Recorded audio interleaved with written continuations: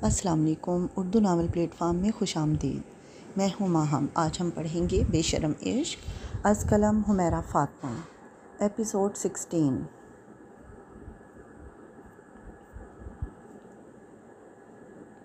वो सब इस वक्त डिनर कर रहे थे जब एक चहकती हुई निस्वानी आवाज़ इनकी समातों से टकराई।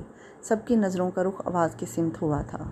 मिसिस शाह मुस्कुराईं, जबकि इशाल की हेज़ल आंखों में खुद से बेपरवाह खड़े इस वजीह मर्द को देख एक अलवही सी चमक आई थी।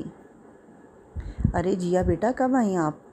उन्होंने चेयर पर बैठे बैठे ही दरियाफ्त किया, साथ ही अपने पास रखी सीट खोलकर इसे वहाँ बैठने का इशारा किया, जिस पर वो तकरीबन भागते हुए इनके पास आई थी। ये असूल शाह हवेली का था कि खाने में बैठने के बाद बिला ज़रूरत बीच से खाना नहीं छोड़ते थे, और अब अज़लान शाह के घर में भी यही रिवाज था, इसलिए वो लोग अपनी जगह से नहीं उठे थे। अरे तुम बाप बेटे को अलग से दावत देनी पड़ेगी। अलमीर वजदान खानज़ादा और समीर को अपनी जगह खड़ा देख अज़लान शाह ने एक घूरी से नवाजते कहा। वो न जाने किस शब महरत के इंतज़ार में थे। बाबा तो बैठ गए आपके पास, लेकिन मैं कहाँ जाऊँ? समीर अभी तक वैसे ही खड़ा था, जबकि अलमीर वजदान खानज़ादा अज़लान शाह के सामने वाली कुर्सी पर बैठ गए थे, जिसके दोनों तरफ खाली कुर्सियाँ थीं। क्या मतलब? इसकी बात पर अज़लान शाह ना समझी से गोया हुए, जो इधर उधर सरसरी सी जांचती निगाह डालते इनकी तरफ मासूमियत से देखने लगा। देखे ना, इस चुड़ैल ने आते साथ मेरी दादो और बड़ी मामा पर कब्ज़ा कर लिया है। मेरा क्या होगा? इसकी बात पर जिया ने इसे घूरते हुए चीड़ खा जाने वाली नज़रों से देखा। वेल, ये तो मुझे बोलना चाहिए। इशाल ने गुफ्तगू में हिस्सा लेते एक नज़र जिया को देख समीर की तरफ रुख करते कहा था, जो अपने बाप की साथ वाली कुर्सी पर बैठ चुका था। मुलाजमा को खाना निकालते देख समीर ने फ़ौरन टोका। नो प्लीज़, हम खुद निकाल लेंगे। मुस्कुराहट से कहते वाइट राइस का स्पून वो अलमीर खानज़ादा को पकड़ा चुका था। जी, तो आप क्या कह रही थी? राइस खाते हुए वो इशाल की जानिब मुतवज्जा हुआ, जो बहुत ही खामोशी से अपनी माँ और दादी की नज़रों से छुपकर अपना सारा खाना अपने बाप की प्लेट में डाल रही थी। इसके अचानक मुखातिब करने पर एक लम्हे के लिए इसके हाथ कँप-कँपाए। फिर इसने समीर को एक सख्त घूरी दी थी। वो तो अच्छा था, इसकी माँ और दादी की तवज्जो का मरकज़ इस वक्त जिया थी, वरना वो तो जाती। ना चाहते हुए भी अपनी हरकतों की वजह से अलमीर वजदान खानज़ादा की नज़रों का मरकज़ भी वो लड़की बन चुकी थी। क्या हुआ इशी, तुम उठ गई? इसे खड़े होते कपड़े झाड़ते देख मिसिस शाह ने सवाल किया, जिसने इस वक्त मैरून रंग की लॉन की प्लेन शॉर्ट कुर्ती और वाइट ट्राउज़र पहना हुआ था। गोल्डन बाल मैसी जूड़े की शक्ल में थे, पर सादगी में भी क़यामत खेज़ हुस्न था। वो क्या है ना शाह की जान? इसके इस तरह मुखातिब करने पर मिसिस शाह का चेहरा पल में सुर्ख हुआ था। वहीं बाकियों ने मुस्कुराहट ज़ब्त की थी। इशाल शाह, वो दांत पीसते तंबी करती नज़रों से इसे देखने लगी। तसी करें जाने शाह। इशाल अज़लान शाह। हर बार की तरह अपना नाम कहते वक्त एक गुरूर सा था इसके खूबसूरत चेहरे पर। मुस्कुराहट हनूज़ कायम थी। मेरा खाना हो गया है, मैं ज़रा वॉक कर लेती हूँ, आप लोग कंटिन्यू करें। इसके वहाँ से निकलते ही सब बातों में मशगूल हो चुके थे। चलें भाई, मेरा खाना हो गया। नैपकिन से हाथ साफ़ करता समीर उठ चुका था। डिनर तो खैर बाकियों ने भी कर लिया था, पर सब बातों में लगे थे, जिससे समीर को बोरियत होने लगी थी। अरे अरे रुको! मुलाजमा को एक चौकोर बॉक्स ऊपर की तरफ ले जाते देख समीर ने आवाज़ दी, जिस पर वो रुक गई। वहीं इशाल, जो अभी एंटर हुई थी, इसके रोकने पर दांत पीस के रह गई। इस आदमी को सुकून नहीं है। उफ़, अब ये रुक क्यों गई नमूनी? इशाल ने अपना माथा पीटते हम कलामी की थी। इसने आगे बढ़ते अपने बाप को देख नफ़ी का इशारा किया, जो इसे ही देख रहे थे और अब परेशान भी हो चुके थे। इस बॉक्स में क्या है? समीर ने मुस्कुराते हुए पूछा। तुम्हारी मौत। इशाल के मुंह में की गई बुड़बड़ाहट इतनी तेज़ थी कि पास खड़े समीर ने बखूबी सुनी थी। क्या कहा? वो नासमझी से देखने लगा। मैं ये कह रही हूँ कि दिख तो रहा है कि किताबें हैं लाइब्रेरी की, इसमें पूछने वाला क्या है? और तुम किस शब घड़ी का इंतज़ार कर रही हो? जाओ भी। समीर को जवाब देते इसने मुलाजमा को घिरका, जो खामोशी से वहाँ खड़े तमाशा देख रही थी। बज़ाहिर तो इसने समीर को भी बहुत मुस्कुराते जवाब दिया था, पर दिल कर रहा था इस आफत के परकाले का मुंह नोच ले। एक तो इतनी भूख लगी थी, ऊपर से ये मुसीबत। अरे नहीं रुको, समीर ने फ़ौरन इसे रोका। बड़े पापा, आपको पता है मुझे बुक्स रीडिंग का बहुत शौक़ है। मैं कब से डैड से कह रहा हूँ लाइब्रेरी का, मैं ये बुक्स देख लूँ। इसके इतने प्यार से पूछने पर वो मना तो नहीं करना चाहते थे, पर पीछे भी जान से अजीज़ बेटी थी जो ज़ोरों शोर से नफ़ी में सर हिला रही थी। नहीं बेटा, ये मेरी फ़ेवरेट बुक्स हैं, उन्होंने बमुश्किल इसे मना किया। अरे बड़े पापा, मैं नहीं लूँगा, बस देखूँगा। हकीकतन इसे बुक रीडिंग का बहुत शौक़ था और अब इसे इन बुक्स को देखने का तजस्सुस बढ़ चुका था। बेटा नहीं, क्या हो गया है आपको, एक बुक ही तो है, हद हो गई। समीर बेटा ले लो। मिसेस शाह, जो कब से अज़लान शाह को देख रही थी, समीर का उतरता चेहरा देख इन्हें टोका। ये तो अज़ल से ही मेरी दुश्मन है। इशाल दिल ही दिल में जड़ कुढ़ रही थी, क्योंकि इसका सुर्ख पड़ता चेहरा अलमीर खानज़ादा की समझ से बाहर था। मतलब क्या होता, एक बुक ही तो है। ये मेरी है, ये मैं लूँगा।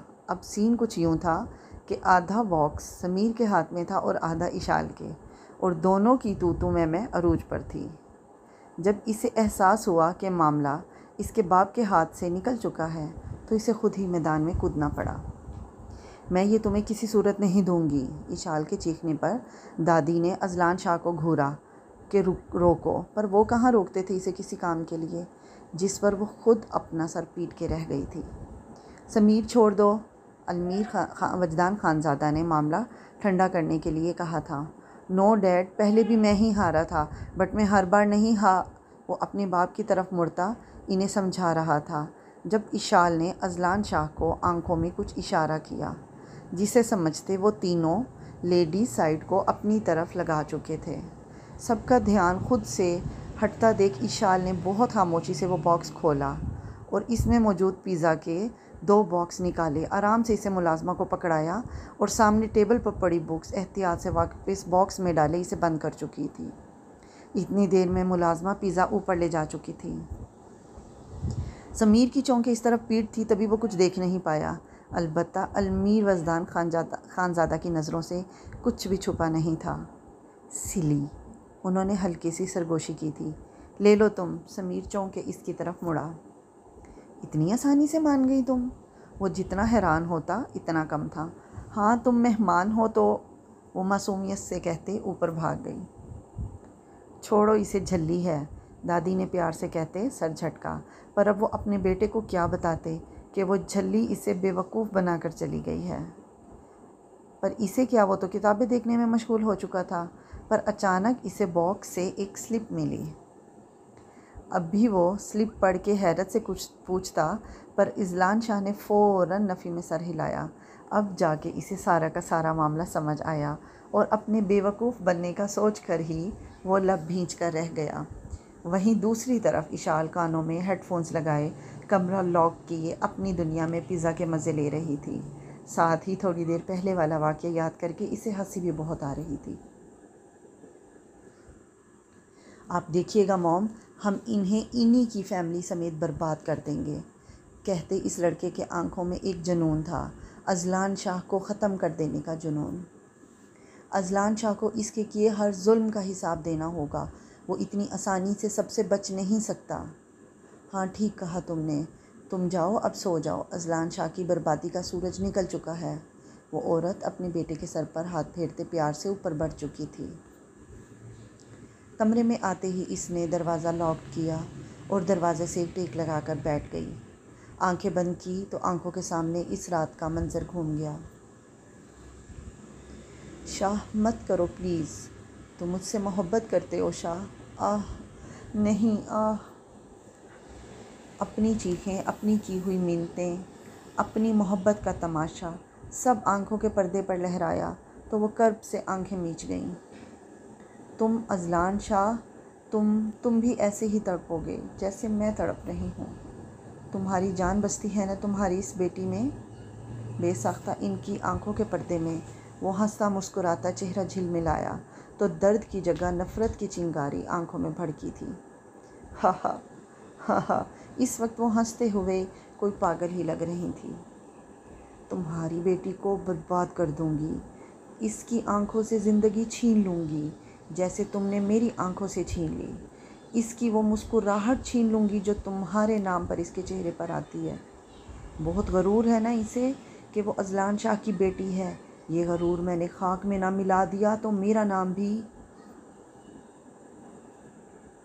बड़ी मामा, इशाल जल्दी सो जाती है क्या? वो सब चाय से फारिग होकर अब ड्राइंग रूम में बैठे हुए थे जब जिया ने मिसेस शाह से सवाल पूछा। नहीं, वो तो आधी रात हमारे कमरे में होती है, अपने बाप से लंबी बातें करती है, फिर जाकर सोती है। उन्होंने नफ़ी में सर हिलाते अफसोस से कहा, जो 20 सालों में अपनी बेटी की आदतों को नहीं सुधार पाई थी। ओह, तो आज क्या वो मेरी वजह से नीचे नहीं आ रही?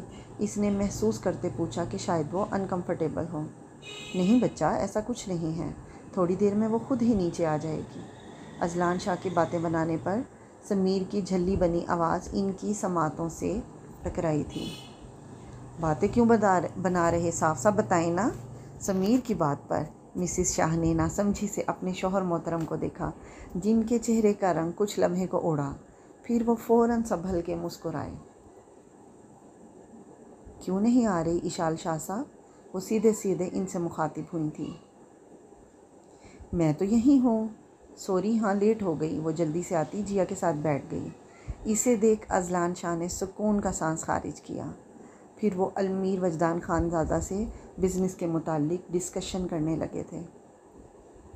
साथ अजलान शाह ने समीर को भी ये मशवरा दिया कि वो ऑफ़िस ज्वाइन कर ले, जिस पर वो बस मुस्कुरा कर रह गया।